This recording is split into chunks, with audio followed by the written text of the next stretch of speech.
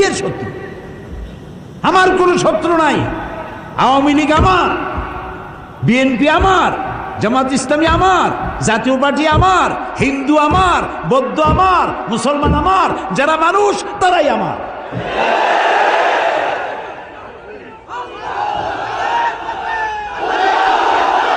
কাজী কাউকে শত্রু না বানাইয়া বন্ধু বানাতে চেষ্টা করে, বন্ধু বানাতে চেষ্টা করে। মানুষকে ভালোবাসা দিয়ে যা করা যায়, শাসন করে তা করা যায় না। এই জন্য দেখেন বারবার কোরআনের কথা আসে। আল্লাহ তাআলা কোরআনে কোথাও বলেন নাই যে আমার কথা না মানলে বোমা মেরে উড়াই দাও। বলছে একটা শোনেন, আমার কথা না মানলে কল্লা কাটিয়ে দাও আছে।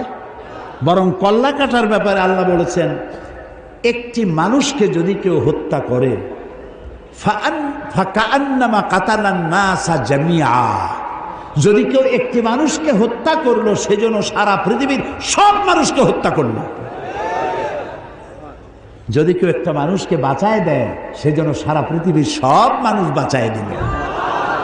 এইটা হলো কোরআন। এটা কি? এই হচ্ছে সেই কোরআন।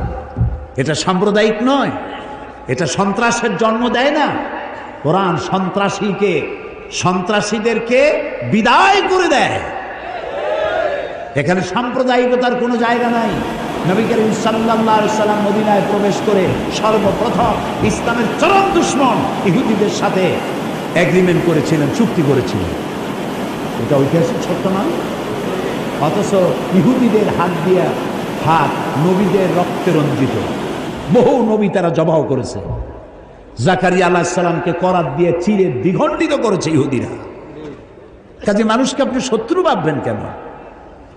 হিন্দুর বাড়িতে যদি কেউ অসুস্থ হয়, আপনি 1 কেজি আপেল নিয়ে যান এবং তাকে 1 কেজি আপেল দেন।